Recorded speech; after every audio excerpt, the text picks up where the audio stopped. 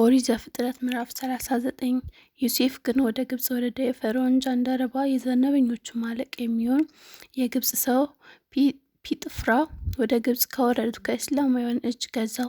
እግዚአብሔርም ከዮሴፍ ጋር ነበር፣ ስራውንም የተከናወነለት ሰው ሆነ። በግብፃዊ ጌታውም ቤት ነበር። ጌታውም እግዚአብሔር ከእርሱ ጋር እንዳለ እርሱ የሚሰራውን ሁሉ በእግዚአብሔር በእጁ እንዲያከናውንለት አየ። ዮሴፍም በጌታው ፊት ሞገስን አገኘ፣ እርሱንም ያገለግለው ነበር።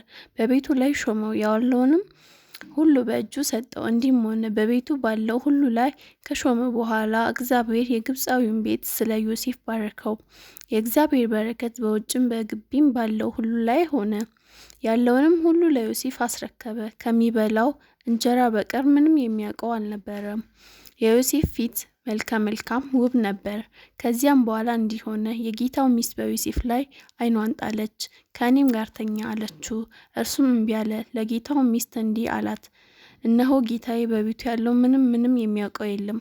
ያለውንም ሁሉ ለእኔ አስረክቦኛል። ለዚህ ቤት ከእኔ የሚበልጥ ሰው የለም። ሚስቱ ስለሆንሽ ከአንቺም ጋር ያልሰጠኝ ነገር የለም። እንዴት ይህን ትልቅ ክፉ ነገር አድርጋለሁ?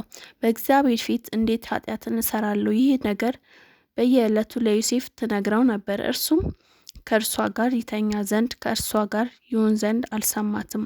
እንዲህም ሆነ፣ በዚያን ጊዜ ስራውን እንዲሰራ ወደ ቤቱ ገባ። በቤትም ውስጥ ከቤት ሰዎች ማንም አልነበረም። ከኔ ጋር ተኛ ስትል ልብሱን ተጠማጥማ ያዘች።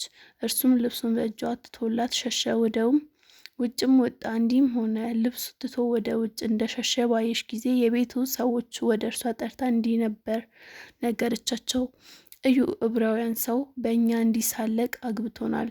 እርሱ ከኔ ጋር ሊተኛ ወደ እኔ ገባ። እኔም ድምፄን ከፍ አድርጌ ጮኽሁ። ድምፄንም ከፍ አድርጌ እንደ ጮኽሁ ቢሰማ ልብሱን በእኔ ዘንድ ጥሎ ሸሸ፣ ወደ ውጭም ወጣ። ጌታው ወደ ቤቱ እስኪገባ ድረስም ልብሱን ከእርሱ ጋር አኖረች። ይህን ነገር እንዲህ ብላ ነገረችው፣ ያገባሃል ዕብራውያን ባሪያ ሊሳለቅብኝ ወደ እኔ ገባ። እኔም ድምፄን ከፍ አድርጌ ስጮህ ልብሱን በእጄ ተወ፣ ወደ ውጭም ሸሸ።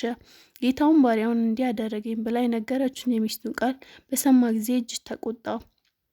ዮሴፍም ጌታ ወሰደው፣ የንጉሥ እረኞችን ወደሚታሰሩበት ስፍራ ወደ ግዞት ቤት አገባው። ከዚያም በግዞት ነበር። እግዚአብሔር ከዮሴፍ ጋር ነበር፣ ምሕረቱም አበዛለት።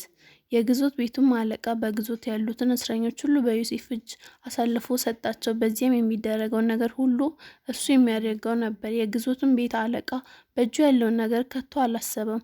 እግዚአብሔር ከእርሱ ጋር ነበርና የሚያደርገውንም ሁሉ ለእግዚአብሔር ያቀናለት ነበር።